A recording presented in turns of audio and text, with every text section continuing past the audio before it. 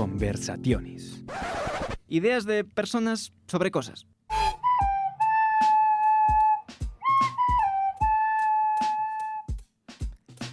Os damos la bienvenida a Conversaciones, el programa en el que trataremos ideas de personas sobre cosas. Hoy compartiremos ideas de Gil de Viedma, Klimt y Paolo Sorrentino acerca del placer. La voz que os habla ahora es la de Fran Cabañas. Y placer es, sin duda, compartir este estudio con Andrés Rodríguez. El placer es mío, caballero. Bueno, eso es muy relativo siempre.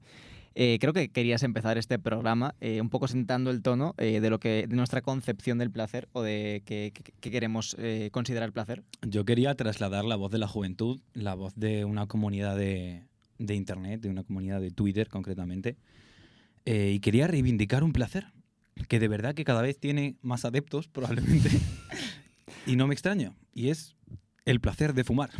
Está siendo ahora mismo totalmente contrario al mainstream, o sea, está rompiendo nuevos horizontes. Es que me hace muchísima gracia de verdad la cuenta de Amigos Fumar, de Fumar Oficial, así que necesitaba reivindicar este placer cada vez con más fervientes seguidores. Eso de cada vez con más fervientes. ¿Tú crees que fuma más gente ahora que antes o que sencillamente...?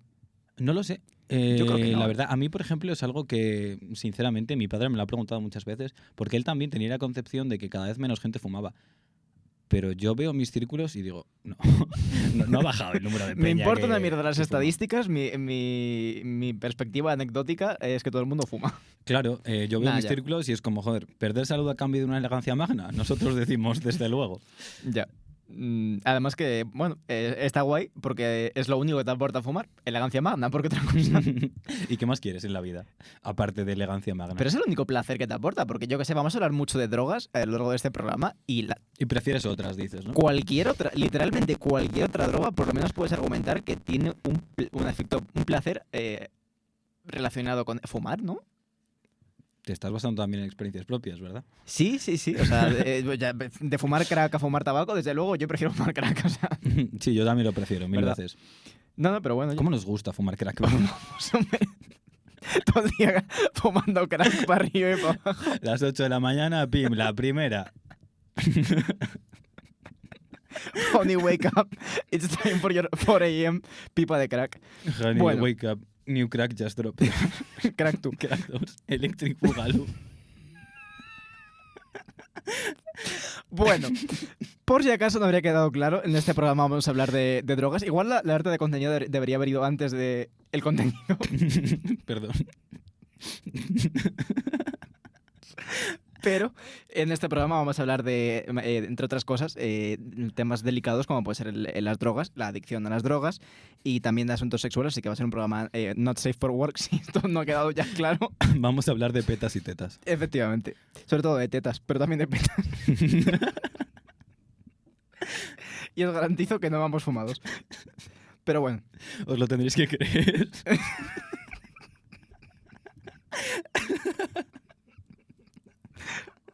Poco profesional por nuestra parte. Bueno, también hay que... Perdón. Entonces, En fin. los gajes de hacer el programa en directo. Sí. También hay que tener en cuenta que... Andrés, ya está bien. Hay que tener en cuenta que este programa podría crear adicción, según nos han dicho, probablemente, quizás, y sobre todo si lo mezclamos con otras drogas, como podemos estar haciendo nosotros ahora mismo, que no es el caso. Pero bueno, si estáis dispuestos a arriesgaros y después de este breve inciso en el cual creo que hemos hecho suficiente imbécil para 2 horas de programa, vamos allá y vamos a entrar un poco en harina, hablando concretamente ya de la primera obra que traemos a colación, que es un cuadro, como siempre. Nos gusta empezar con imágenes que describan muy bien de lo que estamos hablando. Y en este caso, una imagen que describe muy bien el placer es esta Danae de Klimt, esta obra de 1907, pintado por el pintor austríaco Gustav Klimt, un pintor bastante famoso, y que representa una versión del mito de Danae, concretamente el final del propio mito de Danae. Que bueno, en resumidas cuentas es que a Cristo, el padre de Danae, le pregunta al oráculo de Delfos por su futura descendencia y el oráculo le advierte que su nieto lo va a matar, de modo que lo que hace es encerrar a su única hija, Danae, en una torre. Y Zeus, el rey de los dioses, que pues es un poco un cabroncete, lo que hace es bajar hacia Danae en esa torre en forma de lluvia dorada y follarse a Danae en forma de lluvia dorada. Sí, Sí, la visita y la fertilidad, Sí. efectivamente. sí. Y nada, de hecho esta obra pictórica representa con esta Danae visitada y fertilizada por Zeus, que como bien has dicho era un guarrete, representa la sexualidad femenina narcisista. Pero a mí lo que me interesa es que representa literalmente la lluvia dorada. Y no es por hacer king shaming, pero oye, Zeus, Danae, no sé, os iban cosas un poquito raras. Además que la Golden Shower, hasta donde tengo entendido, es un kink como ya de nivel intermedio que tienes que hablar antes, pero Zeus llega, lo hace y Adán está encantado, Y ¿eh? sin embargo vemos el rostro de Danae, efectivamente, y está excitada, está cómoda. Es que parece que como si estuvieran en una bañera de pis. Es el chiste más fácil de la historia del arte, probablemente, hacerle king shaming a Zeus, pero bueno, alegóricamente es una lluvia de oro, que no es lo mismo, por mucho que podamos decir, que una lluvia dorada. Y es más respetable. Y es más respetable, desde luego. Pero bueno, lo que hace Klimt, este gran pintor, es representar precisamente con oro real, oro como material, a este Zeus bajando sobre Danae, pero a diferencia de muchos pintores más clásicos y con un interés más, pues más en la propia narrativa o en otro tipo de enfoques, lo que hace es representar el placer de Danae, un poco con esa postura extremadamente forzada, con ese énfasis en la imagen de la propia Danae, con un gran erotismo, como bueno, es algo subjetivo, pero creo que todos estaríamos de acuerdo. Y además representa a una Danae que es un arquetipo casi de mujer fatal, que también es bastante recurrente en la pintura de Klimt, como puede ser también el ejemplo de esa representación de Judith con la cabeza decapitada, que es bastante Chad y bastante mujer fatal. Bien. Y no está solo recogida sobre sí misma y aparentemente en sueños, que esto muestra, por supuesto, el placer orgásmico que está sintiendo Danae, sino que además no hay otras figuras en la composición y sobre todo no hay ninguna figura ni ningún símbolo masculino. Y esto podríamos entender que representa la autonomía femenina dentro de ese placer. Además, sí, Danae es la única figura y además la posición en la que está situada en el propio cuadro, pues aparte de generar unas formas muy sinuosas por la propia curvatura del cuerpo y las partes del cuerpo que se representan, lo que hace es retorcer la imagen y crear esta composición tan curiosa y tan íntima y sobre todo que hace énfasis en la entrepierna que queda, en este caso, fuera de visión por un poco la elegancia artística, ¿no? Y no salimos de la mitología griega, ¿verdad? No vamos a salir, sino que vamos a ahondar un poco más en ella en la medida de lo posible. Y vamos con otro dios que también era bastante guarrete, pero esta vez bastante más respetable, en mi opinión. Yo estañeo bastante más a este Baco del que vamos a hablar que a Zeus. Sí, Dioniso mola bastante más que Zeus, la verdad. Por lo menos Baco iba de frente. Sí, era un vividor, Era la un verdad. vividor. Vaya vida ociosa, cómo se las gastaba. Es que era un disfrutón. Sí. A mí en realidad me da envidia porque Sí. era un disfrutón. Y es que Baco es el dios de la fertilidad y el vino, empezamos por ahí. Que son dos cosas deja que las gustan cosas bastante. bastante claras, Sí. la verdad. Y además tenía un tíaso. Iba con un tíaso por la vida. Y diréis, ¿qué es un tíaso? ¿Qué es un tíaso? Te lo preguntas tú también. Claro, Pues era un séquito formado por ménades, que son ninfas, básicamente. Y pues bueno, lo que le proporcionaban eran bailes, música y sexo. ¿Y qué más quieres realmente? Sí, bueno, era el dios de, principalmente, bueno, ya sabes que las mitologías, sobre todo las mitologías clásicas, no tienen un canon al que mirar, pero sí está claro que era dios del vino y de la fertilidad. Y de otros asuntos tangenciales al vino y la fertilidad, como puede ser las artes del espectáculo, el teatro, el canto a menudo, y sobre todo lo que se relaciona con la jarana y el jocoseo, básicamente. Sí, básicamente. Pero también tenía que dar lecciones el hombre y entonces pues las fue dando por allá por donde viajó, porque ¿qué enseñaba? El cultivo de la vid y la cultura del vino. Y es que ojalá haberle tenido a Dioniso como experto enólogo para que me explicara las cosas, la verdad. Y de nuevo, ¿qué más quieres? Es que Irte de catas de vinos con Dioniso, ¡buah! Ojalá. yo, la imagen que me da es que no le gustaba tanto catar como beber a buche lleno. Pero Yo creo que según el día. sí, también es verdad que... O según la hora del día, igual por la mañana un traguito dos y por la noche ya, pues cuando se jamaba bien. Claro, también puede ser. Sí, a ver, siendo un dios, yo creo que tenía bastante aguante. Sí, sí, sí. Debería tenerlo. Es una figura bastante importante. En casi cualquier mitología hay un dios del disfrute del vino, pero en este caso Baco, siendo la mitología y la cultura grecolatina, sobre todo en este caso la latina, tan importante se colaba en varios mitos, como los que podemos explicar brevemente, como puede ser el mito de Midas. Sí, muchos lo conoceréis, si no todos, y es que por una serie de acontecimientos que tuvieron lugar y que podríamos considerar favores, pero el caso es que nos dan exactamente igual, Dioniso le proporcionó a Midas, le dijo que pidiera un deseo, digamos, y que se lo iba a conceder. Y Midas, tonto de él, lo que dijo fue: quiero que todo lo que toque se convierta en oro. Cagaste. Efectivamente, fue demasiado ambicioso y ya le dijo Dioniso: ojalá no me hubieras pedido esto, macho, pero lo has hecho. Así que nada, se lo concedió y Midas, súper contento, empezó a tocarlo absolutamente todo y decir: ¡buah! Ahora tengo, yo qué sé, una caldera de oro, un no sé qué de oro, qué guay. Hasta que llegó la hora de comer y, claro, todo lo que se quería llevar a la boca se convertía en oro. Y me juraría que también convirtió a su hija en oro, que bueno, por lo que sea, tampoco le moló demasiado. Sí, eso de involucrar a familiares cercanos en las tragedias propias le gustaba bastante a la mitología griega y latina. Y el caso es que vino con el rabo entre las piernas, recogió cable, tuvo que decirle a Dioniso, llorando por supuesto, que se lo había pensado mejor, básicamente. Y Dioniso, pues, como era muy benevolente, dijo: vale, báñate en no sé qué río, que no me acuerdo el nombre, lo siento mucho. Y nada, fue entonces Midas para allá, se bañó en el río y toda la arena pues se convirtió en oro, lo cual mola bastante. Mola bastante. Y debió de dar riqueza a la zona, oye, pero nada, aquí se acabó sencillamente pues ese don que le había concedido a Midas. Y todo esto representa la naturaleza destructiva del placer. Y todo esto apunta hacia lugares comunes en muchas de las obras que iremos tratando sobre cómo el placer y los excesos siempre tienen su contraparte y siempre tienen consecuencias negativas por las cuales deberíamos plantearnos hasta qué punto queremos llevar el placer.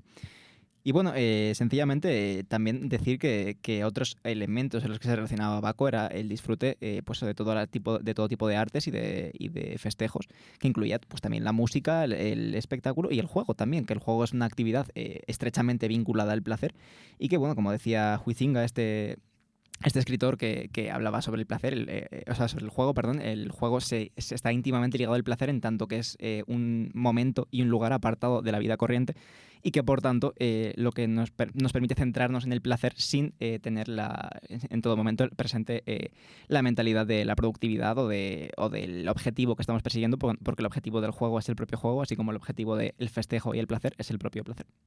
Y todos esos elementos se veían en la adoración y el culto a Baco en el mundo clásico. Y es que en Roma eran muy clásicas las bacanales. ¿Y qué eran las bacanales? Pues orgías en las que comían y bebían como cosacos, pero no solo eso, es que también vemos la naturaleza destructiva del placer porque por algún motivo pues había conspiraciones políticas cada 2x3. Y fueron tantas y tan graves las bacanales que llegaron a prohibirlas. Evidentemente nunca lo consiguieron, nunca se sofocaron, por mucho que estuvieran prohibidas, seguían haciéndolas y de ahí pues salió más de un asesinato. Porque otro patrón común de la historia del placer es que no intente reprimir el placer porque a la gente le gusta mucho lo que le encanta y no funciona.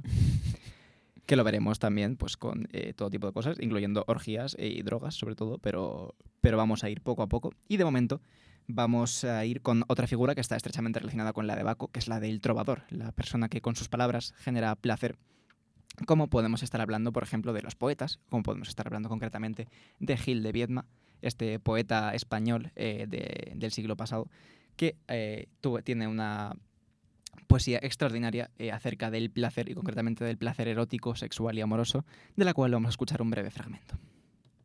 Y no hay muslos hermosos que no me hagan pensar en sus hermosos muslos cuando nos conocimos antes de ir a la cama, ni pasión de una noche de dormida que pueda compararla con la pasión que da el conocimiento, los años de experiencia de nuestro amor, porque en amor también es importante el tiempo y dulce, de algún modo verificar con mano melancólica su perceptible paso por un cuerpo, mientras que basta un gesto familiar en los labios o la ligera palpitación de un miembro para hacerme sentir la maravilla de aquella gracia antigua, fugaz como un reflejo.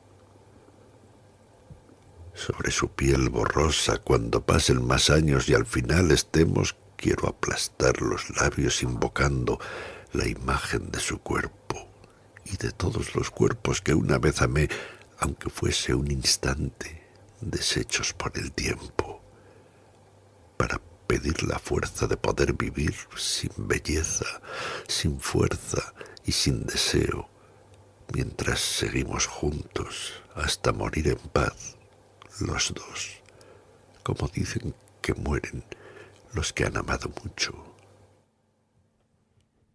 Ha sido un fragmento largo de donde podemos sacar muchas cosas, ¿verdad? Efectivamente.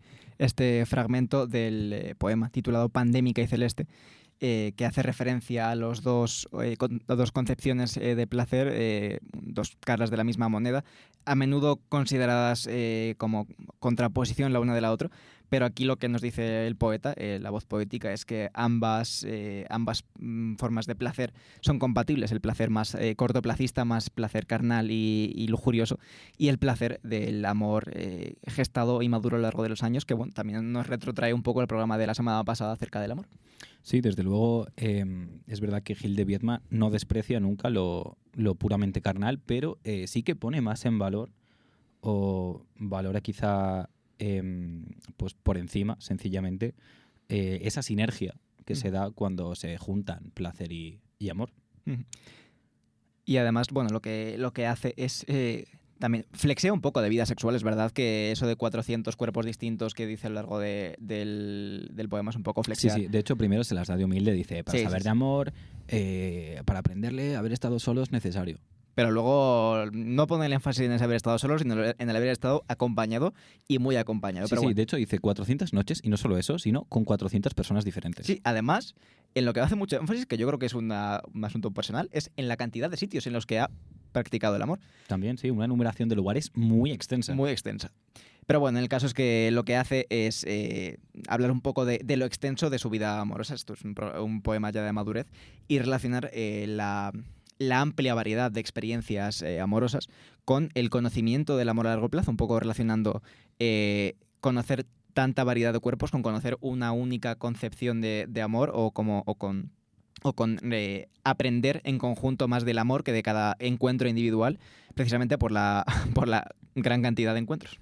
Sí, la verdad que le gusta experimentar, eso nos queda clarísimo. Y un poquito más adelante en el fragmento que hemos escuchado, nos transmite la idea de una fogosidad imperecedera, de ese placer que se mantiene en el tiempo, esa pasión pues que se ha ido desarrollando poco a poco y que no se extingue, y no solo no se extingue, sino que nos trae de vuelta la excitación con estímulos muy ligeros, como que ya solo el recuerdo pues nos vuelve ya solo con el recuerdo nos vuelve toda esa fogosidad.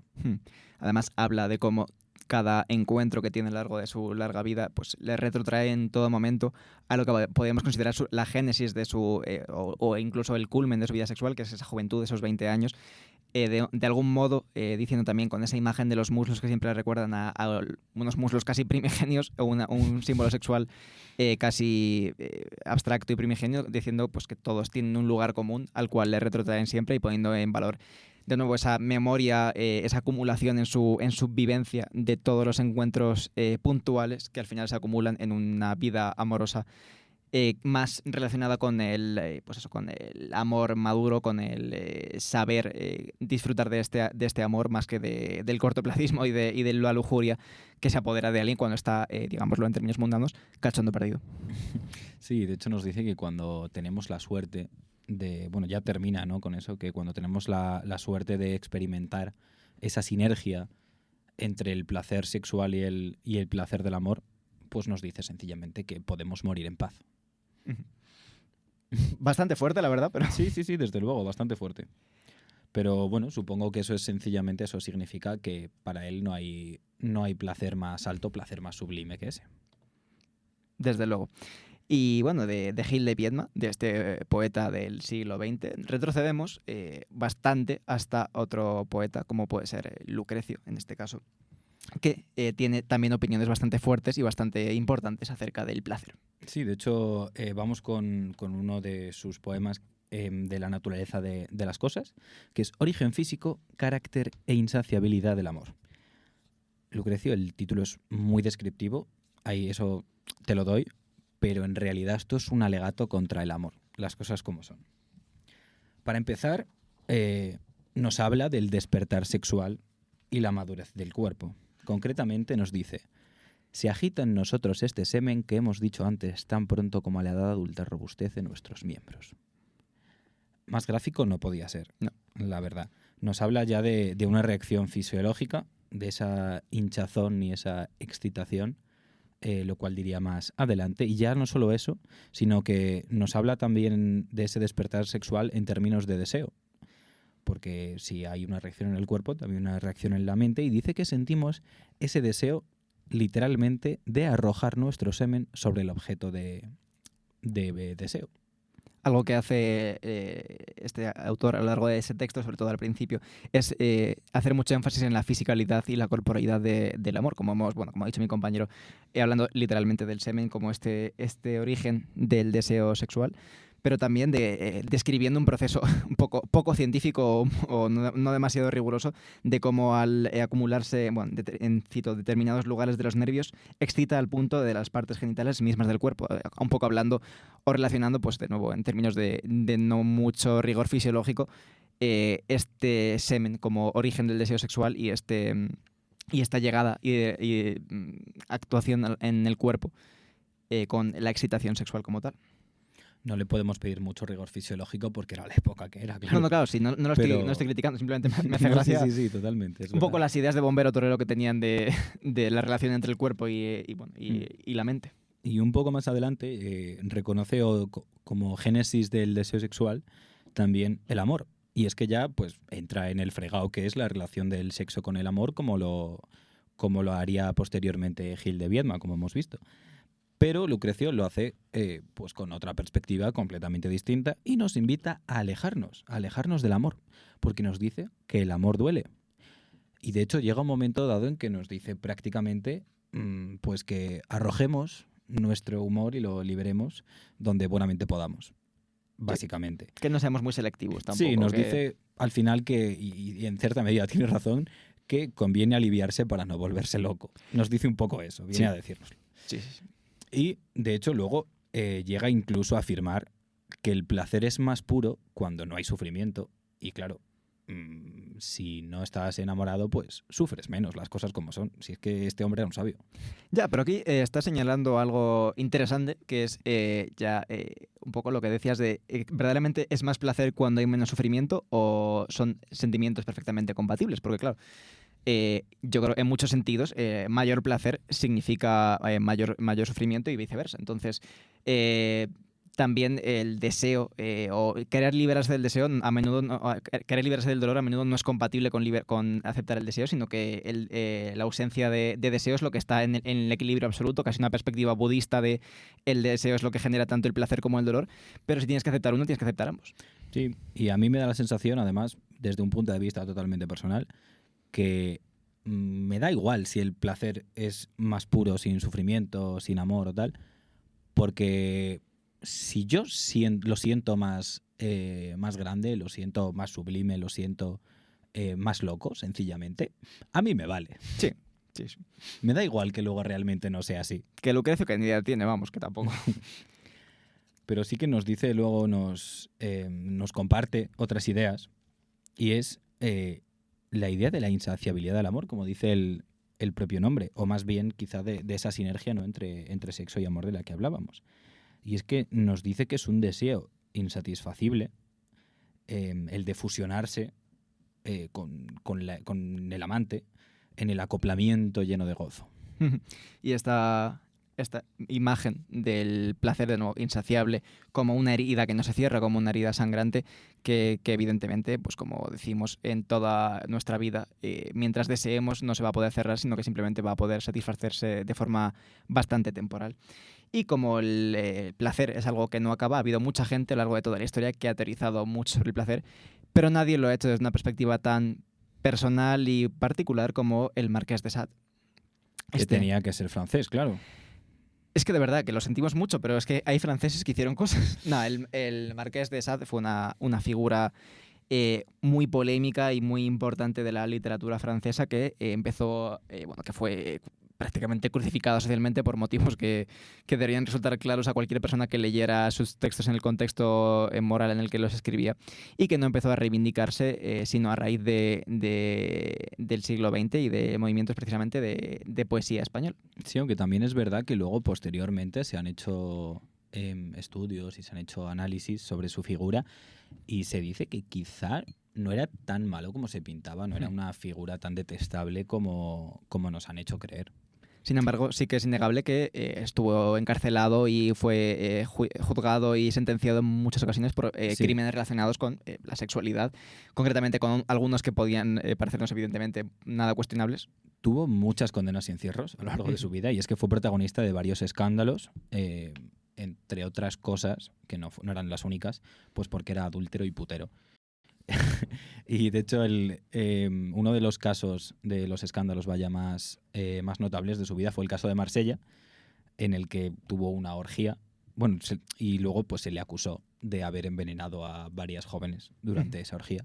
Se le condenó a muerte, fue un prófugo durante varios años y bueno, acabó huyendo a Cerdeña, donde fue encerrado a instancias de su propia suegra y no se le liberó al final hasta que hicieron la revolución.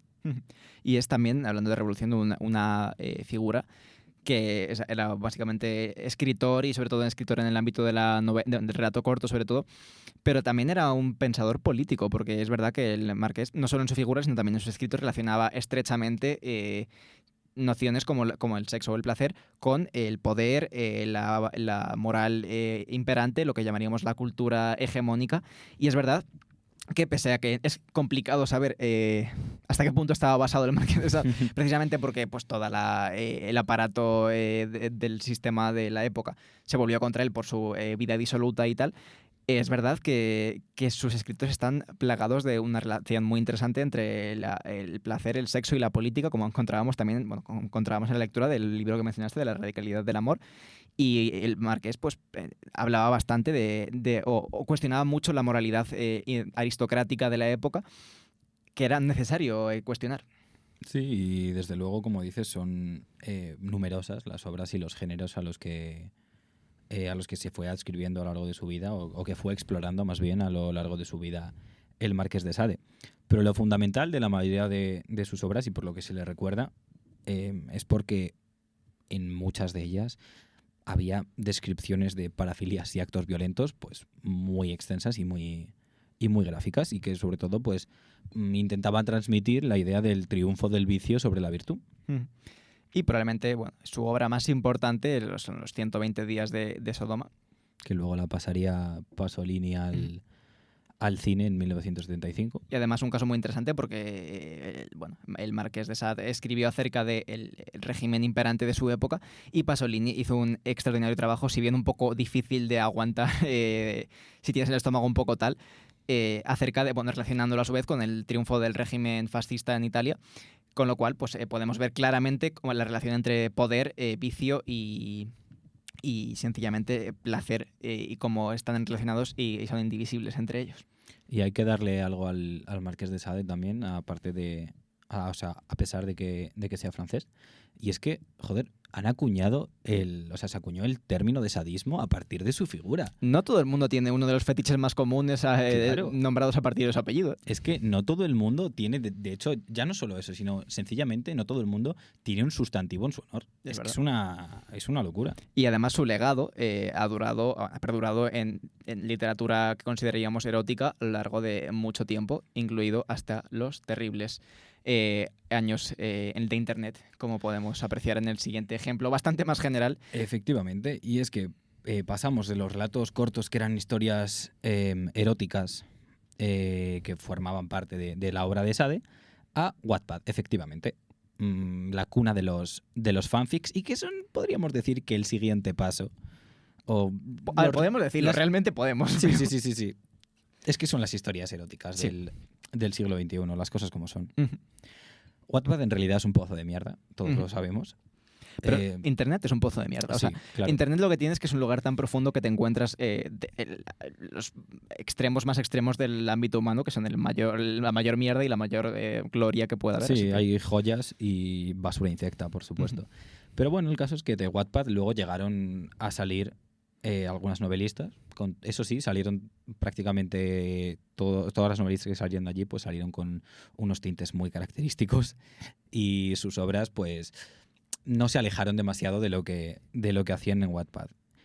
Y además, ¿qué había en Wattpad? Pues muchas niñas de 12 años que eran creadoras de contenido. Y consumidoras, también importante que Sí. la amplia mayoría de gente que, bueno, que al fin y al cabo creaba la comunidad de Wattpad y por tanto condicionaba toda creación exitosa en Wattpad era mayormente niñas de entre 10 y 14 años de esa época concreta. Y consecuentemente los fanfics pues daban lugar a que se desarrollaran sus fantasías preadolescentes. Y de hecho muchos de esos escritos tenían, por ejemplo, guiones bajos para que quien lo leyera lo sustituyese por su propio nombre y, bueno, pues se imaginara sus cosas.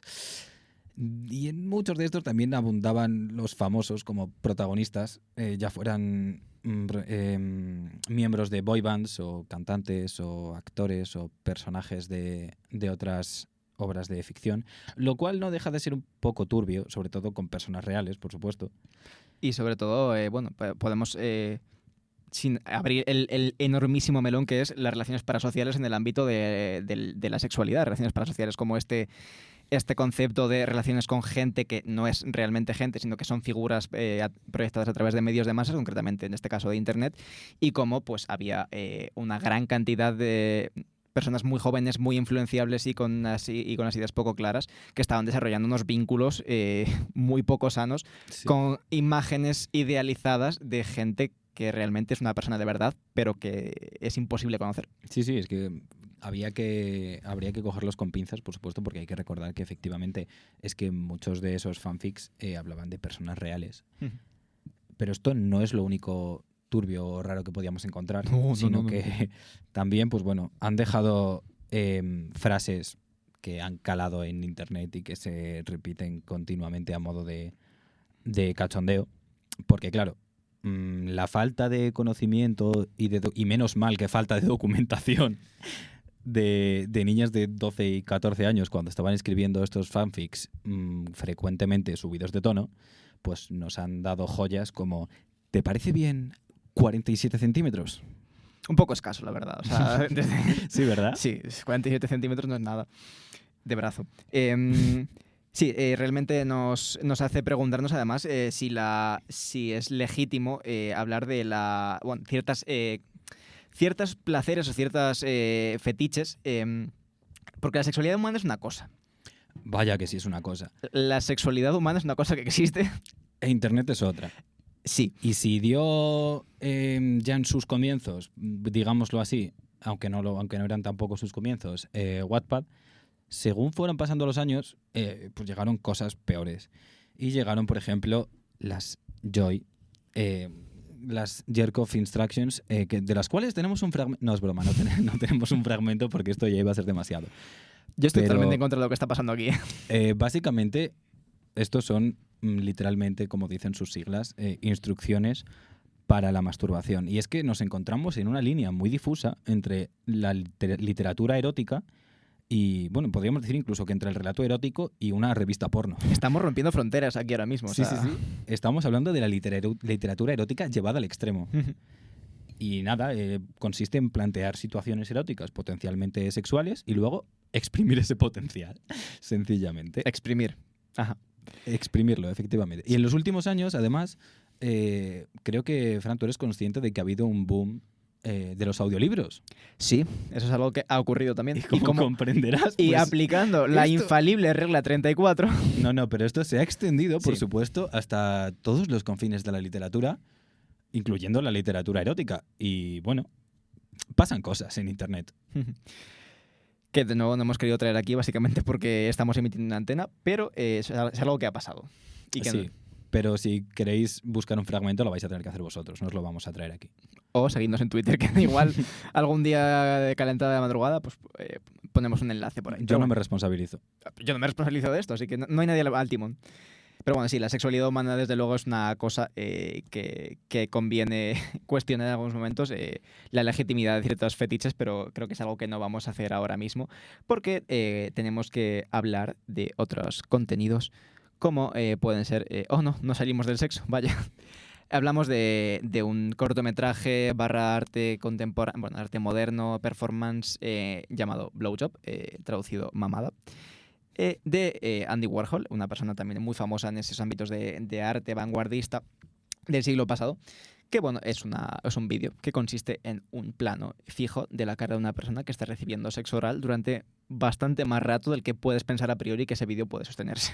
He dicho ya que quiero ser actor. No sé por qué lo dices ahora mismo, pero bueno, ese señor parece que se lo está pasando bien, desde luego. 35 minutos dura el cortometraje. 35 minutos, para que os hagáis una idea. Sí. Y es más gráfico imposible y además absolutamente natural. Sí. No hay nada de artificio, es todo naturalismo, sí.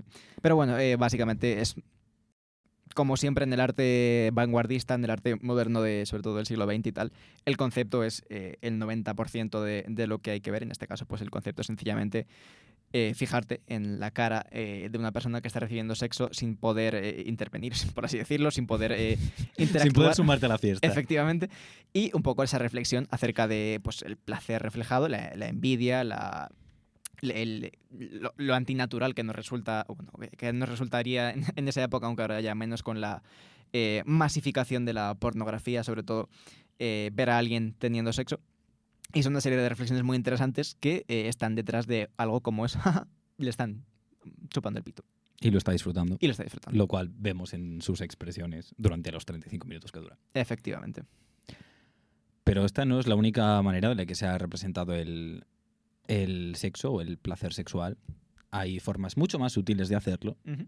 Y para eso traemos, por ejemplo, Hold Me Tight, ¿verdad? Un corto que salió el año pasado de la belga Mélanie Robert-Tourner. Porque, como decimos, hay formas y formas de representar este placer carnal.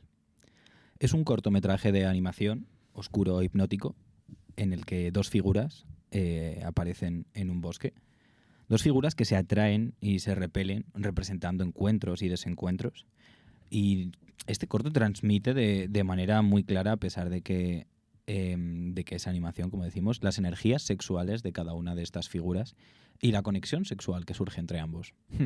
Lo bueno que tiene el medio de la animación es evidentemente que es un medio extremadamente plástico en comparación con la imagen grabada o con básicamente cualquier otro medio que se le pueda parecer. Y lo que hace este cortometraje es precisamente transmitir la pulsión sexual y sobre todo la unión sexual de dos seres como son los que protagonizan este corto de formas casi hipnóticas y con una originalidad y una particularidad muy interesante.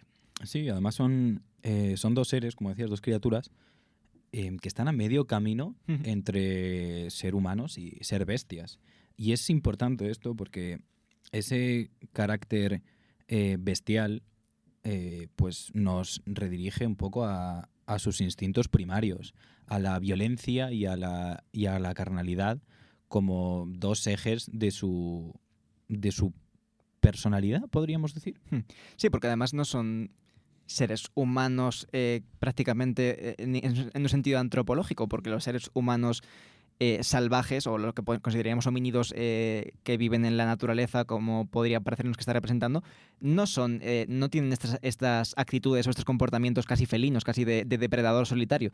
Están creando una especie de criatura antropomórfica humana, pero a la vez dándole la actitud de otro tipo de animales que desde luego no corresponde a la humana, que son más simiescos, ¿no? Serían más de no acechar, pero lo que hace es a través de esta caracterización convertir el juego sexual, el de la cópula y el de la seducción de una pareja sexual en la naturaleza, un poco equipararlo con la caza, que es algo que se lleva haciendo en cualquier medio y cualquier representación, pero que de nuevo este cortometraje lo hace de forma extraordinaria. Sí, desde luego. Y es que además eligen muy bien el soporte, un soporte como es la animación, para transmitir ese carácter erótico sensorial, digamos, porque hay imágenes muy sugerentes y se crea además una continuidad visual fundiendo y entrelazando estas imágenes de forma suave. Y aparte se usan colores muy vivos en contraste con un fondo totalmente negro o al menos muy oscuro, y esto acentúa la intensidad de los encuentros representados. Y también el ritmo, como señalabas de forma superficial, es algo muy importante porque es en una obra audiovisual que no tiene trama como tal y que sencillamente lo audiovisual del espectáculo, lo que hace es utilizar un ritmo de montaje, un ritmo de música, de sonido muy, muy insistente y muy rápido, y que desde luego nos remite casi a la percusión tribal primigenia. Sí, de hecho la dimensión sonora está al servicio de la imagen. Hay una música extradiegética que por momentos llega incluso a dominar la diégesis, pero también hay sonidos ambiente que complementan perfectamente lo que ocurre en pantalla. Una obra muy interesante, pero no nos salimos tampoco del ámbito audiovisual, sino que nos vamos, como decíamos, la animación es muy interesante, pero nos vamos a algo más de imagen grabada, y además nos vamos no solo a un naturalismo narrativo, sino nos vamos a absoluto realismo del documental. Sí, de hecho podríamos decir que esto es casi un vídeo diario, y es que vamos a hablar de Reindeer Spotting, Escape from Santaland, una obra que salió en 2010 de Jonas Newbonen, un finlandés que sigue precisamente pues a la chavalería finlandesa, pero desde dentro, en su vida normal. Nos cuenta la historia de Jani, o bueno, más bien desde el grupo la perspectiva del propio Jonas, desde el grupo de amigos de Jani, que es un grupo de amigos cuyo placer viene de ponerse hasta el culo de drogas, ¿verdad? Y a lo largo de toda esta película entraremos en ese círculo y veremos cómo entran en una espiral de placer que los llevará por varias partes, sobre todo de Europa, descendiendo hasta nuestra amada España. Pero en una de las paradas que hacen, en Francia concretamente, tiene una escena en la cual el protagonista de este cortometraje, o sea, de este documental, está flipandísimo por haber consumido grandes cantidades de droga, como escuchamos ahora. Eikö nauttima? Isopeti on muuten minua. Kato hyvä minua. Voila! Kauan sillä menee, että se alkaa vaikuttaa? Noin 5 minuuttia. Tai kyllä se alkoi vaikuttaa, mulla tuli heti hyvä olo.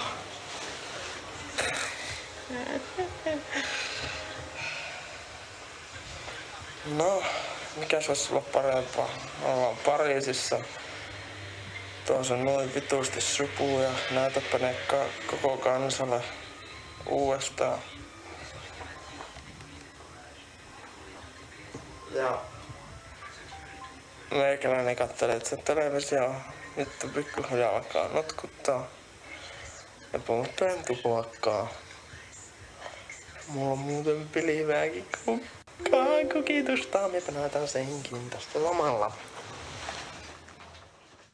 Lo habéis entendido perfectamente, ¿verdad? Yo creo que no debe haber nadie escuchándonos ahora mismo que no hable finés. Yo creo que no merece la pena ni traducirlo.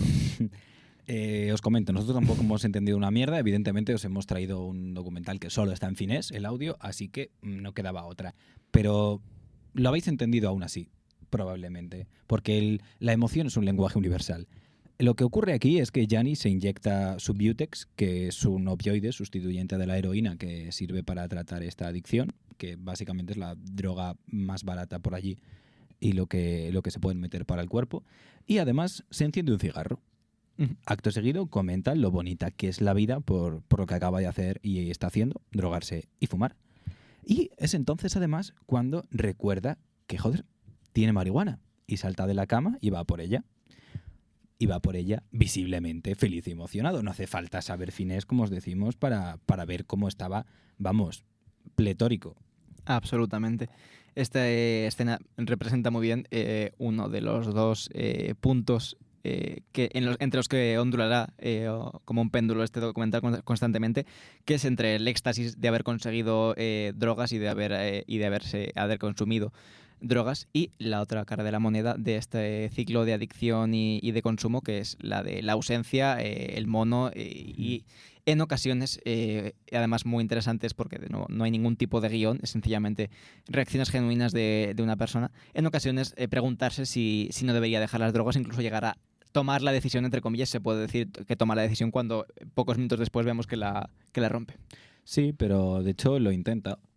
Hay un momento dado del documental, de hecho, en el que intenta al menos dejar de pincharse y prefiere consumirlo de otra manera. Luego, pues bueno, intenta dejarlo del todo. El caso es que vemos la naturaleza destructiva de esa de la que hablábamos, del placer, en la dificultad de salir de la adicción, también por el entorno y los círculos, que como decíamos, el documental está grabado desde dentro, no es un agente externo, sino que es uno de los colegas quien lo graba, y todos son adictos. Y aparte incluso vemos esa naturaleza destructiva ya no solo en ellos, sino en sus acciones, y es que se nos habla de delincuencia a lo largo del documental y de cómo se retroalimentan la adicción a la droga y la delincuencia. Y de hecho vemos a Gianni explicar, bueno, lo explican con títulos en pantalla, pero dicen que ha perdido 2 dedos pues por temas de drogas y delincuencia.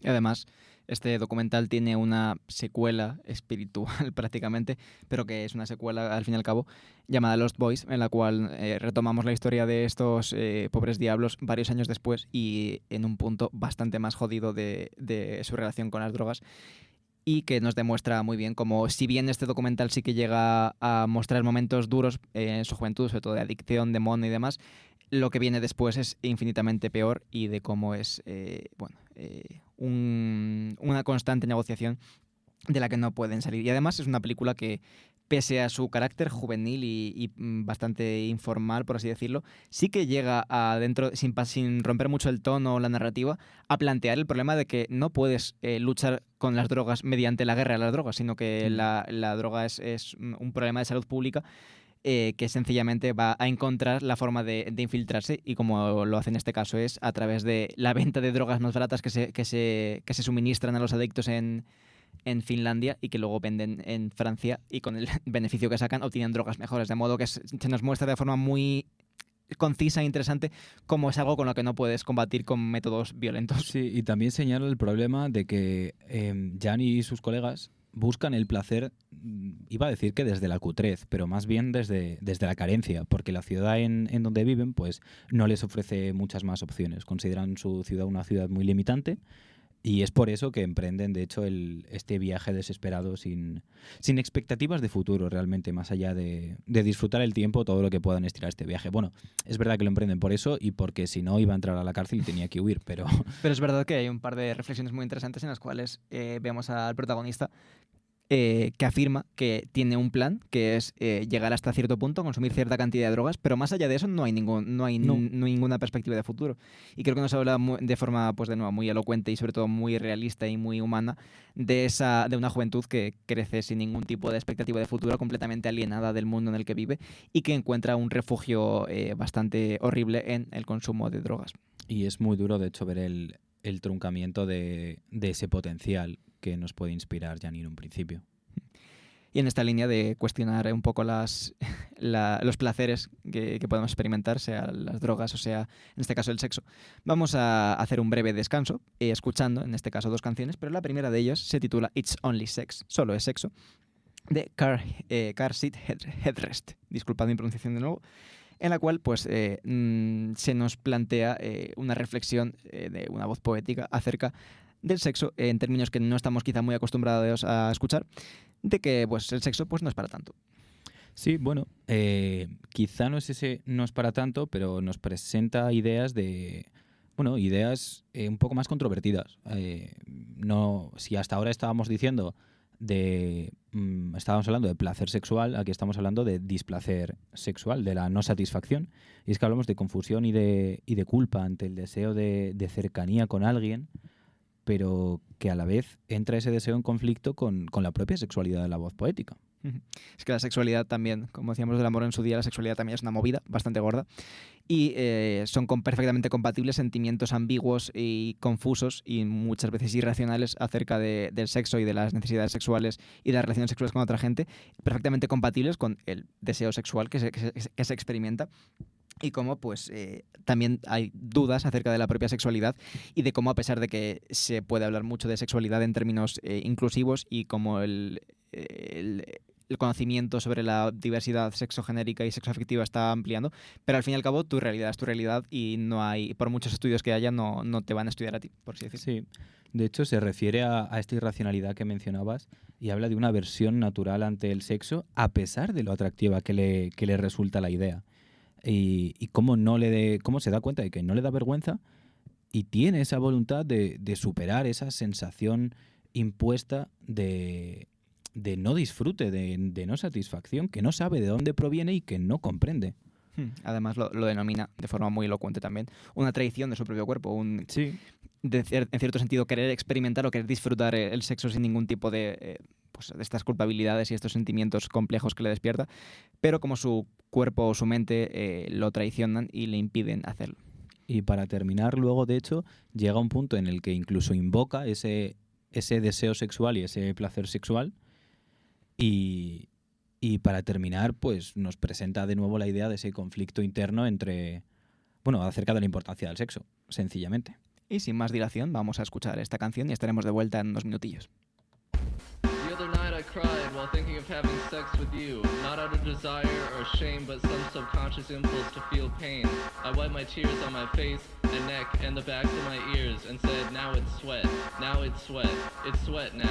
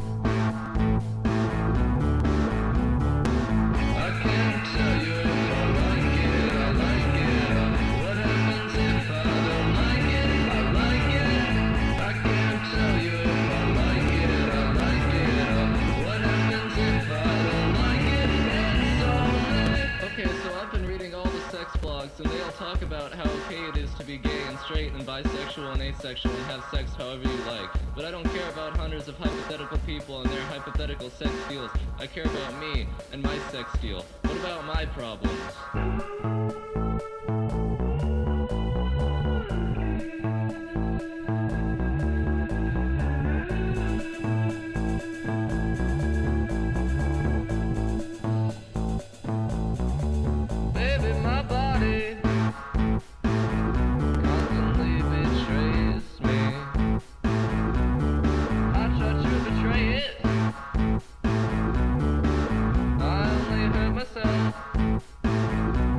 Yeah.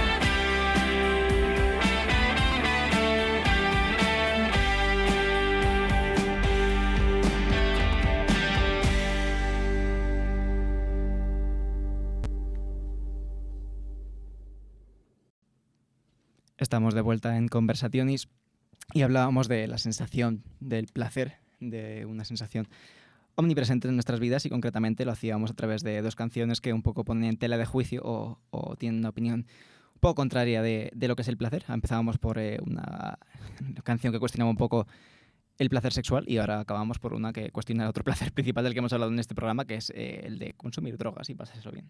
Sí, pero desde una perspectiva al menos cercana. Iba a decir bastante guay, pero sí, por lo menos cercana. No sé si guay para todos, pero oye. Es del año pasado, es de media punta y se titula El Parque. Y bueno, básicamente, como habéis podido escuchar ya, nos habla de que el mundo que nos rodea es una mierda y necesitamos evadirnos. Necesitamos nuestro resquicio de libertad y disfrute. Necesitamos nuestro oasis. Y pues bueno, queremos buscar un poco de, como si, no sé, es que es un poco de andar por casa esto, ¿no? Y queremos pues buscar pequeños placeres, la tranquilidad, la intimidad. ¿Y en qué se concreta eso? Pues en bajarnos al parque a echar unos plajos y unas cervezas con los coleguis. En este caso sí, nos habla un poco del escapismo del mismo corto del documental que comentábamos, el sentir que el mundo no tiene mucho sentido y sentirnos un poco desconectados y alienados de la realidad en la que vivimos, y encontrar un poco de satisfacción en el escapismo de, en este caso, drogas más ligeras y sobre todo de un poco más el ritual de bajar al parque a fumar, pero más orientado hacia la comunidad, la compañía, porque evidentemente es muy problemático consumir drogas, incluso cuando en estas cantidades, en estos contextos, pero muchas veces no es tanto el propio consumir como el estar en el ritual de relajarse con colegas. Sí, es un contexto mucho más suave y precisamente por esto dices, porque es más importante la compañía que el meterte mierdas para el cuerpo. Y en realidad un poco lo que habla es reírnos de lo que nos va a matar, no solo de la propia sustancia o de las cuestiones un poco más graves, pero sí trivializar la vida, y a través del humor y de un ámbito bastante más amigable, como puede ser pues eso, el contexto más relajado del mundo, que es quedar con unos colegas en el parque, quitarle un poco de hierro al asunto que es la vida. Claro, si es que nos dice que tenemos que estar disfrutones, y tiene toda la razón del mundo, hay que ser disfrutones. Totalmente. Que bueno, es al fin y al cabo es una reflexión sobre cómo la trivialidad de la vida nos empuja a estos sitios, pero no está tan mal. O sea, eso es algo que se disfruta bastante. Y bueno, independientemente de que podamos hablar del placer de la marihuana o de cualquier otra droga en términos bastante negativos o ambivalentes, dependiendo de cuál sea el enfoque, lo que sí que no nos pueden decir es que está mal relajarse con colegas y quitarle un poco de gravedad al asunto que es la vida y la existencia. Sí, desde luego, si no hacemos daño a nadie y es en este contexto, pues oye, deja a los chavales que camelen. Pero no es, si dejamos a un lado por un momento el hecho de hacer daño a alguien o no, que evidentemente damos por descontado que no deberíamos, a nosotros mismos o orientados en nuestra vida, queríamos plantear una pregunta a nuestra audiencia sobre el placer en relación con la propia vida, que sería hasta qué punto deberíamos orientar nuestras vidas hacia el placer, hacia la obtención de placer, sin más. Ya sabéis que podéis contestarnos por distintas vías. Podéis contestarnos en el chat de Twitch, podéis contestarnos en los comentarios de YouTube o podéis contestarnos por Twitter. O podéis contestarnos por ninguno en absoluto, como es la dinámica que viene pasando, o por telepatía, igual no nos estamos enterando, pero sí. Puede ser eso, yo creo que sí. Sí, se están perdiendo el correo, ¿no? Sí. Pero bueno, la pregunta sería acerca del grado. Es una pregunta bastante abierta de cuánta importancia debemos darle al placer en nuestras vidas. Y bueno, yo personalmente, por entrar un poco, por dar una respuesta bastante somera, no me considero una persona en absoluto hedonista y creo que el placer está guay, pero deberíamos tener bastante controlado, bastante medido el placer que experimentamos en nuestra vida. Sobre todo medido de forma consciente y no dejarnos llevar por este placer que puede ser cualquier cosa en la vida. Yo voy a esperar a pensármelo un ratito. Vale. Antes de es que no tengo una opinión formada todavía. Necesito nutrirme. Y necesitas todavía 15 minutos. ¿Sabes? Necesito nutrirme más. Vale. Pues si quieres podemos nutrirnos de una película bastante monumental de 2 horas y 20 de metraje, para si eso te nutre lo suficiente, como es la película de la que vamos a hablar en lo que queda de programa, que es La Gran Belleza.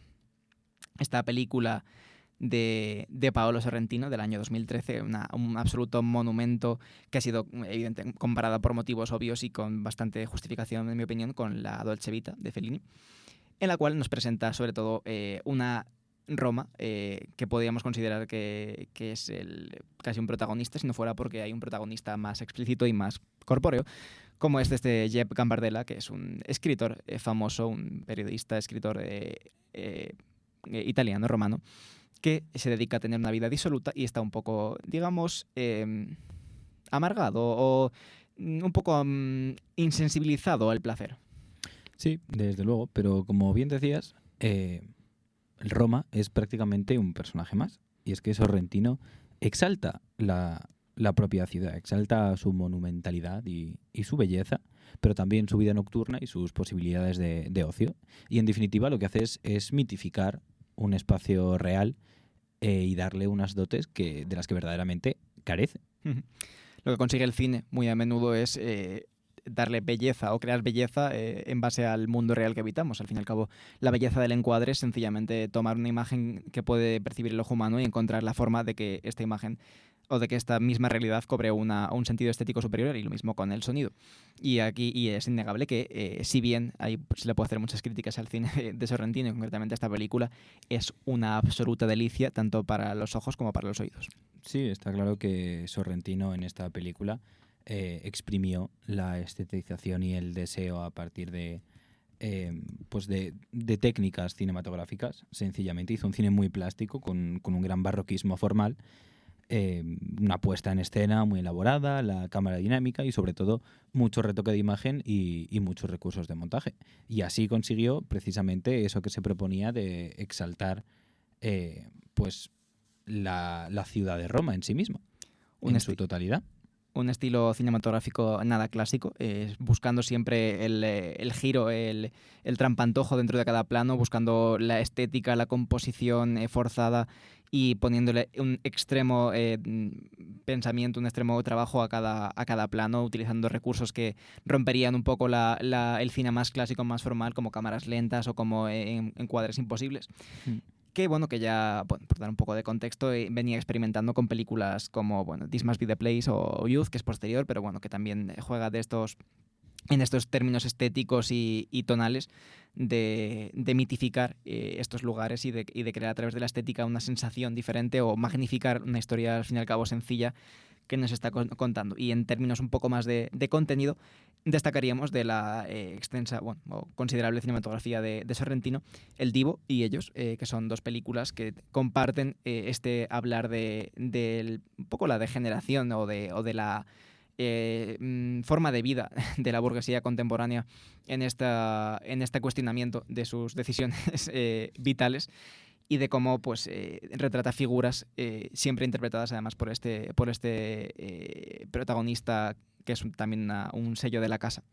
Y además en esa línea, además de esta mitificación de Roma y esta carencia total de una pretensión de verosimilitud, de alejarse del neorrealismo, también nos presenta esa degeneración de la propia ciudad con la embriaguez y la anulación de conciencia que provoca, y calificando a Roma o pintándola como una ciudad absorbente. Y esto lo vemos en cuanto a contenido en la marcha de Romano, que es uno de los amigos más fieles de Jeb. Y es que es un atisbo esta marcha de la destructividad del placer de la que venimos hablando durante el programa. Uh-huh. Encontramos en esta película gran cantidad de fiestas, sobre todo una secuencia de las del principio de una fiesta en una azotea que son absolutamente magistrales, pero que nos enfocan hacia un placer momentáneo, un placer que es fugaz y al cual los protagonistas se entregan, para luego encontrarse en contextos más tranquilos hablando sobre el hastío que sienten, sobre cómo un poco expresando esta sensación de que la vida, más allá del placer cortoplacista, del placer inmediato, no tiene mucho sentido, no les da mucha satisfacción. Sí, de hecho, Jeb y su grupo de amigos snobs reconocen su privilegio y reconocen desde ese privilegio precisamente el placer como anestesia. Pero Jeb llega un momento en que despierta, o vemos como ya incluso antes de que haya comenzado la película, en realidad despierta y trata ya no de escapar de la realidad, sino de escapar del escapismo. Busca un poco como restablecer sus propios criterios valorativos para poder acceder a una felicidad superior que que no satisface o a la que no llega con esos placeres inmediatos de los que hablábamos. Pero no hay que olvidar que el placer es muy complejo en su sencillez, porque el placer es meramente corpóreo y el cuerpo es el escenario en el que se manifiesta el placer. El cuerpo es necesario para sentir placer y evidentemente tratamos de... O sea, el placer se trata un poco de sentir con todo el cuerpo y de despertar los sentidos a cualquier posibilidad, ¿no? Es que incluso en las cuestiones meramente intelectuales el placer sigue naciendo en el cuerpo, porque es donde tienen lugar los cambios químicos y hormonales. Y por eso hablamos de una fugacidad del placer frente a la durabilidad de la felicidad que busca Jeb, porque el placer es alcanzar nuestros deseos por un instante y entonces nuestros deseos dejan de serlo para ser posesiones y el placer se agota en sí mismo. Y por eso decimos que el placer o los placeres no garantizan la felicidad, sino que necesitan un hilo conductor que los vaya uniendo y que les dé un sentido. Y esto es lo que busca Jeb a lo largo de la película. Lo que vemos de Jeb como personaje es un ojo, una perspectiva muy interesante. Al fin y al cabo, como decíamos, es una película acerca de un contexto, que en este caso es Roma, pero es a la vez mucho más y mucho menos que Roma. Es unos ámbitos concretos, ficticios, que a su vez magnifican y reducen Roma a los escenarios en los que ocurre la película. Pero lo que nos centramos es en Jeb, precisamente por eso que decíamos, es un periodista, es un escritor, es una persona que tiene opiniones, es un ojo que nos enseña un poco esta vida y un ojo con una perspectiva muy particular, que es la de esta persona que a sus 65 años de edad, creo recordar, está completamente insensibilizado a esta vida de lujuria tanto literal como simbólica, y se encuentra retrocediendo a placeres de su infancia y pensando con nostalgia en lo sencilla que era la vida entonces, como vemos en esta primera reflexión que os traemos, que es del comienzo de la película.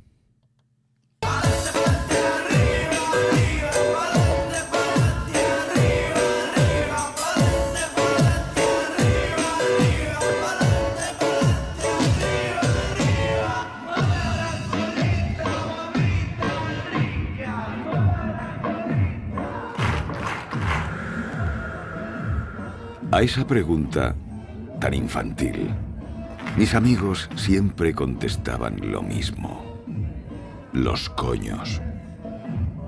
Yo, en cambio, contestaba: el olor de las casas de los viejos. La pregunta era: ¿qué es lo que más te gusta en la vida? Estaba destinado a la sensibilidad. Estaba destinado a convertirme en escritor. Estaba destinado a convertirme en Jeb Gambardella.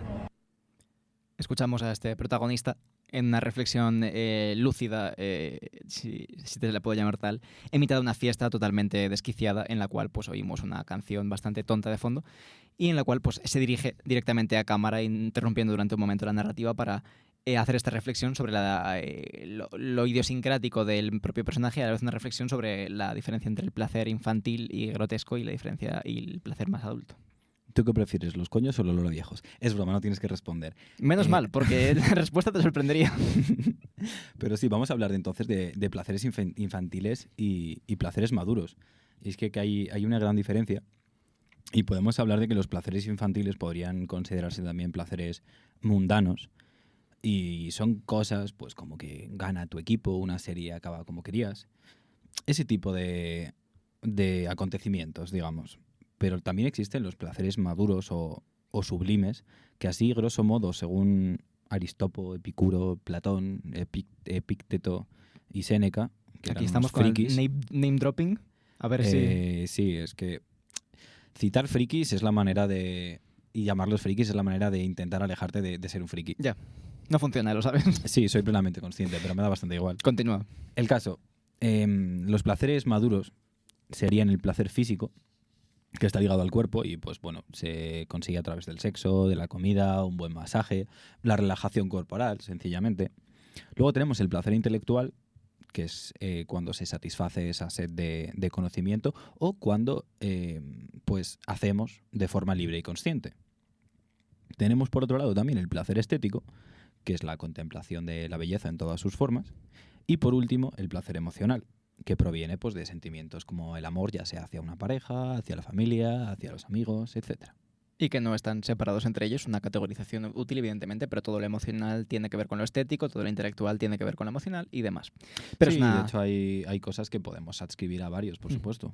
Pero es una reflexión interesante y también en términos de esta división que plantea la película entre el placer más infantil, más sencillo de jugar de pequeño, de jugar al pilla-pilla con sus compañeros de la infancia, mientras que y ser plenamente feliz en la simpleza de este placer, contrastado con un Jeb adulto que evidentemente consideraríamos que es tiene mucho más recursos, es mucho más inteligente y se conoce a sí mismo mucho mejor, y aún así es absolutamente incapaz de encontrar la satisfacción, precisamente por extrapolando un poco por esta insensibilización que le ha causado someterse o dejarse llevar por todos los placeres que le ha ofrecido la vida y más. Sí, de hecho, durante la película se intercalan planos muy, muy cortitos en el tiempo. Por ejemplo, eso de niños jugando, de alguien saltando desde un puente de Roma al río. Ese tipo de cosas con las situaciones que viven Jeb y sus amigos y ponen en contraste pues, esos placeres mundanos y esos placeres sublimes o la búsqueda de los mismos, aunque sea insatisfactoria para Jeb. Yo también relacionaría esta diferencia entre placeres infantiles y placeres adultos con lo social, porque al fin y al cabo vemos poco o en poca extensión de la vida infantil, de la infancia de Jeb, pero vemos que los niños juegan y se divierten sin una sola palabra, sencillamente con el acto de perseguirse del juego, volviendo a esta noción del juego que mencioné antes, del juego como separación de la vida, del juego como disfrute en sí mismo. Contrastado con la socialización como adulto, sobre todo en este caso como adulto de la burguesía italiana más elevada, que son gente con un palo insertado muy profundo en el recto. No, pero es interesante porque en la infancia los niños se divierten sin ninguna palabra, sencillamente siendo ellos mismos, dejándose llevar.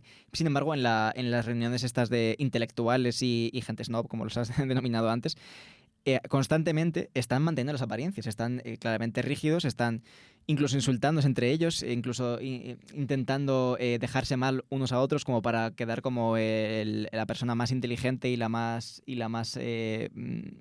conseguida, la más lograda de los presentes. Y creo que hay gran parte de esa crítica hacia la moral y la actitud burguesa que un poco rige el mundo, de rigidez y de mantener las apariencias y las fachadas. Sí, desde luego hay muchos momentos en los que sencillamente pues tienen un poco puesta una máscara y pues lamentablemente para ellos no están tan disfrutones como deberían. Uh-huh.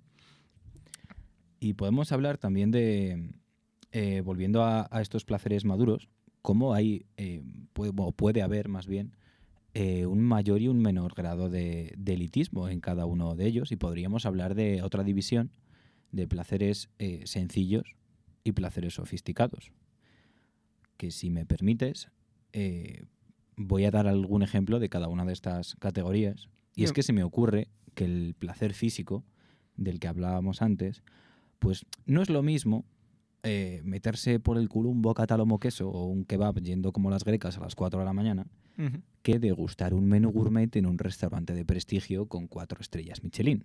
Exactamente. Y es una pregunta interesante. ¿Qué es más placentero de las dos opciones? Creo que a priori probablemente ponerse como las grecas a las 4 de la mañana puede parecer más un placer más intenso o más sencillo, pero los placeres un poco más sofisticados tienen otro tipo de vertientes. Evidentemente, la comida es un ejemplo extraordinario porque, bueno, en términos de placer físico, de estímulos sensoriales a tu cerebro, el azúcar, la sal y la grasa son las tres cosas que generan un estímulo más fuerte y más incluso adictivo en tu cerebro. Sin embargo, es algo que poco a poco vas perdiendo sensibilidad y que no te aporta nada nuevo, mientras que una comida un poco más elaborada quizá te aporte una experiencia distinta y el placer se encuentra en otro sitio. Del mismo modo, es que se pueden hacer paralelismos con el resto de placeres. En el campo intelectual, pues claro, no es lo mismo verse un vídeo de 25 curiosidades que no sabías hace 5 minutos en el canal de Express TV en YouTube que leer y entender la obra completa de Nietzsche. Es más intelectual en este caso lo primero, ¿no? Sí. Ya estamos tirando beef a filósofos. Hombre, a Nietzsche yo creo que le voy a tirar tanto beef como quiera y más. Sí, también Y más es lo verdad. leyera, más beef le tiraría. Pero sí, supongo que es un poco lo mismo porque bueno, es la diferencia que venimos hablando entre este placer que puede disfrutar cualquiera de información rápida y curiosa y una lectura comprometida y este esfuerzo que se ve recompensado. Sí, y luego podemos entrar a valorar qué es lo que, bueno, por qué unos valoramos de una manera una cosa. O, por ejemplo, podríamos valorar más el primero, es la primera opción antes que la segunda, y otros al contrario y tal. Pero sí, en principio, pues son placeres sencillos y sofisticados, y esa es la diferencia, ese es el contraste. En el plano estético, por ejemplo, pues podría ser contemplar el paisaje desde un monte en una escapadita al pueblo de al lado, frente a la apreciación de una colección en una galería de arte privada. Volvemos también, por supuesto, a echarle el ojo a que no es lo mismo según tu contexto socioeconómico, por supuesto. Pero cuando nos vamos, sin embargo, al campo del placer emocional, aquí ya no hay tanta diferencia. Quizá precisamente la diferencia reside aún más, si cabe, en las posibilidades de trasladarlo a gestos de mayor o menor magnitud según tus capacidades materiales. Bueno, podemos hablar de la diferencia de los tipos de la tipología de placer en función de tus capacidades materiales, ¿no?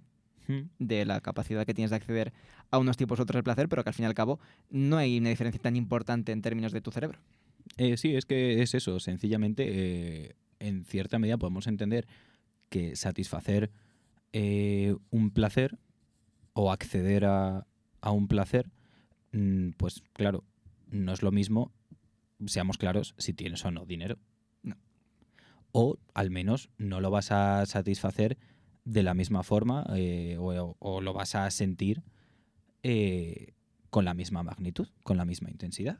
Pero aquí también es interesante, evidentemente, señalar que en términos de felicidad, lo que podemos considerar felicidad más objetiva o placer más objetivo, no hay diferencia entre una persona, no hay tanta diferencia entre el placer que experimenta una persona que vive como un faraón, como puede ser un billonario actual, y una persona que vive una vida considerable. Se sabe por datos científicos, estadísticos, que el estándar de vida aumenta hasta cierto punto y luego bastante por debajo de lo que consideraríamos calidad de vida se detiene, incluso empieza a bajar por la insatisfacción que te produce haber llegado hasta ciertos umbrales de riqueza y de poder y notar que tu calidad de vida de hecho no mejora, porque ¿de qué te sirve tener 4 yates para ir a tu yate más grande cuando el placer que experimentas se mantiene estable en el tiempo, porque si no tu cerebro explotaría? Sí, además, ya no solo eso, sino que podríamos indagar un poco en cómo tener ciertos privilegios te hace no ser consciente precisamente de que los tienes, y vivir en un escapismo constante debe ser una mierda, la verdad. Porque cuando tu realidad se convierte en el escapismo de otros, o el escapismo incluso con el que sueñan otros, al que ni siquiera pueden acceder, la sensación de vacío que debe surgir en tu cerebro es una locura. Y también al contrario, la sensación de plenitud cuando tienes una accesibilidad al placer muy baja es mucho más fácil de cumplir. Y además, evidentemente, tenemos que decir que el deseo, que es al fin y al cabo lo que conduce el placer, es algo que está íntimamente ligado con el contexto cultural y con la cultura predominante. El deseo en nuestra cultura contemporánea está íntimamente ligado con la riqueza, con el acceso a lo que consideramos deseable, porque, bueno, evidentemente, esto es un asunto muy complejo, pero la estética de lo deseable, la estética del éxito, en nuestra cultura contemporánea capitalista se relaciona con el valor de un estético percibido en un objeto y se relaciona con la noción de éxito, cuando en realidad eso no tiene por qué ser así. O no es algo que sea innato al ser humano, sino que es bastante más natural, al menos a nivel antropológico, que nuestros placeres sean sencillos y que estén más relacionados con nuestra supervivencia inmediata. Sí, pero de hecho creo que están relacionados con nuestra mera supervivencia, en el sentido de que el anhelo del placer nos puede servir como motivación, si no ya para el esfuerzo, sencillamente para la vida en general, para vivir. Y por supuesto, todo esto ha sido desvirtuado por eso de que existen los ricos, básicamente. Por desgracia. Efectivamente, por desgracia, comámonoslos. Y lo que molaría sería pues un poco el acceso universal a placeres medios para todos, quizá, ¿no? Podemos tomar los medios de producción de placer, por ejemplo. Claro. No hay que, es que me toca bastante las narices que alguno tenga que conformarse con 4 mierdas y haya pues gente haciendo locuras absurdas por disfrute. Y es que, joder, ni que alguien esté ahí que su máximo placer en la semana sea un porrillo en el parque, pero tampoco que alguien de repente decida este mes tener una experiencia de gravedad cero en el espacio. Suena razonable. A priori Claro. suena bastante razonable. Busquemos todos un término medio. Pero sí, sin duda, el placer está íntimamente relacionado con pues, la clase, con el contexto socioeconómico, pero bueno, volviendo un poco más también a la película, no solo lo relacionaríamos con el acceso material, sino con otro asunto que es un poco más complejo y un poco menos que no se puede ver tan a simple vista, como es la capacidad, por así decirlo, o la costumbre a enfrentarse con placeres un poco más sofisticados, que bueno, que es algo que se puede ejemplificar con un fragmento acerca del disfrute o de la relación que tiene la gente un poco más, digamos, intelectual con el arte o la cultura que consume. Andrea, ¿estás con tu madre? Está aparcando. ¿Cómo estás, querido? Mal. Bruce escribe que la muerte podría llegar esta misma tarde. Bruce da miedo. Ni mañana ni dentro de un año, sino esta tarde, escribe. Pero ahora ya es de noche, así que esa tarde debe ser la de mañana, ¿no? Y Turgenev dice, la muerte me había lanzado una mirada, me había visto. Andrea, no te tomes tan en serio a esos escritores. Si no me tomo en serio a Bruce, ¿a quién me tomo en serio? A nadie. No debes tomarte nada en serio excepto el menú, claro. Andrea, las cosas son demasiado complicadas para que un solo individuo las entienda. Que tú no las comprendas no significa que nadie pueda comprenderlas. ¿No le vas a responder más? ¿Qué le puedo decir? Escuchábamos el protagonista de esta película dialogar con un personaje secundario que nos habla un poco de la relación que mantiene con textos que consideraríamos altamente sofisticados y de un poco de cómo estos textos no producen placer, lo consideraríamos placer sobre todo más mundano, sino más bien lo contrario. Y en este sentido creo que es interesante la relación que tenemos que mantener con este tipo de placeres que no están tan íntimamente relacionados con lo material, sino que son más culturales y que dependen más de la costumbre y de la forma de vida que de la accesibilidad.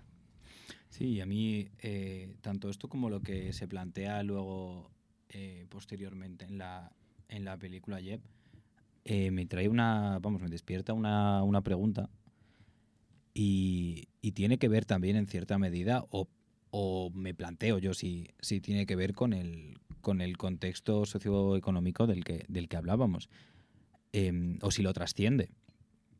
Y es que a la hora de buscar el placer, me da la sensación de que hay quien busca un gran bien, digamos, una gran felicidad más allá en el big picture, y hay quien sencillamente pues va por la vida buscando placeres a pequeña escala y a corto plazo. O quizás son las dos cosas. ¿Y te vas a posicionar ya en esta búsqueda un poco relacionado con la pregunta que planteamos o prefieres que quede ambigua tu opinión al respecto? No, el caso es que yo creo que cuando no somos ricos, sencillamente, cuando no somos pudientes, pues no nos queda otra que ir sobreviviendo, digamos, buscando pues eso, esos placeres a pequeña escala y a corto plazo. La siguiente cosa que nos haga ilusión en la vida. Y así, pues yo qué sé, vamos tirando. Pero también es verdad que no podemos no tener cierta perspectiva de futuro y velar por nosotros. Sencillamente creo que está guay velar por nuestro futuro y por ese trascender el placer y conseguir la felicidad, y que por eso pues hay que buscar cierto equilibrio entre las dos filosofías. ¿Ves? Yo ahí opino que no seré yo quien diga independientemente de tus condiciones materiales, porque es algo que no existe, pero que incluso en condiciones materiales intermedias, como podríamos decir que nos encontramos nosotros ahora mismo, o al menos de no acuciante necesidad, es posible encontrar una felicidad más a largo plazo, un placer más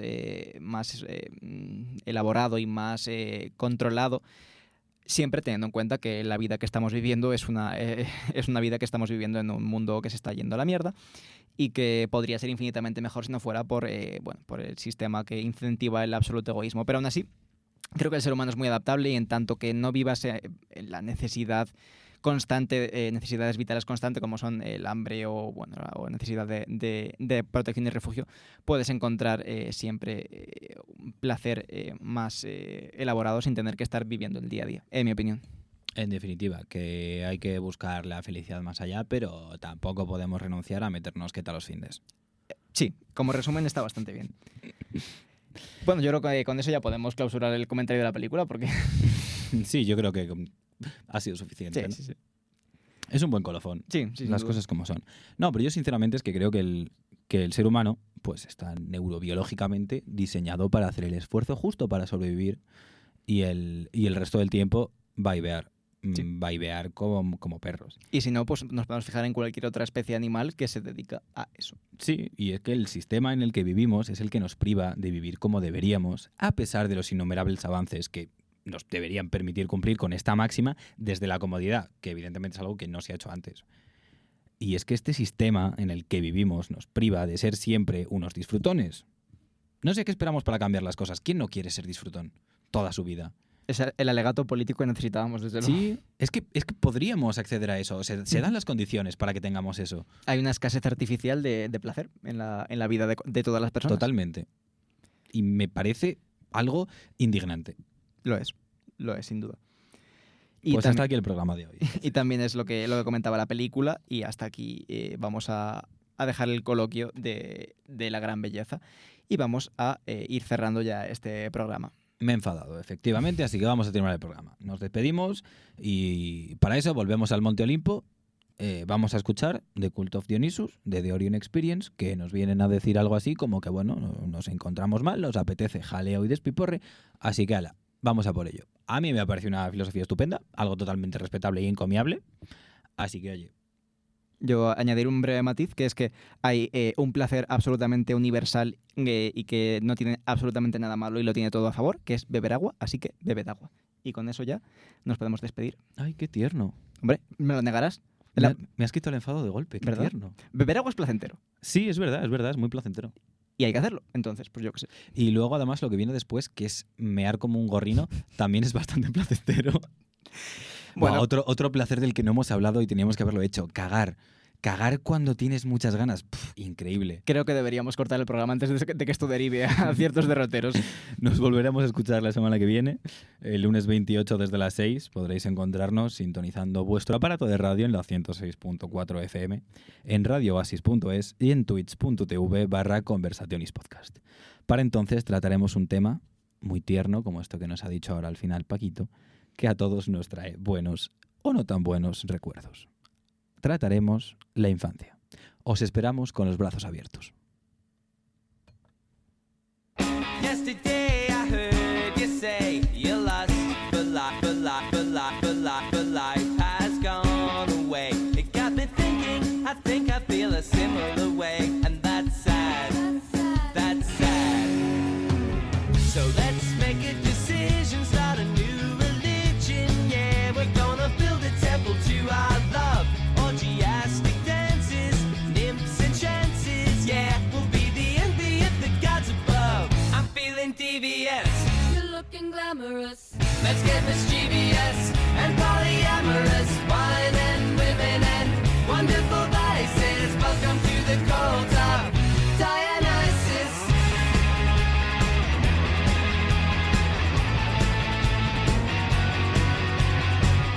We could take a holiday in the month of May, run free and play in fields of flowers, pass the hours, making love is how we'll pray. Start a secret society for the wild and free, or ideology, 'cause you can do what you want, too much is never enough. We are the light, we are the life, we are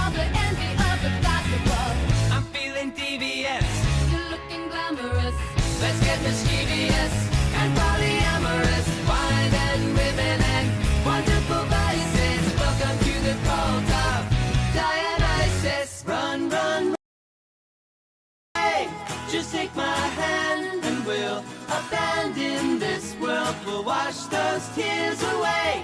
You're young and beautiful, and the love of your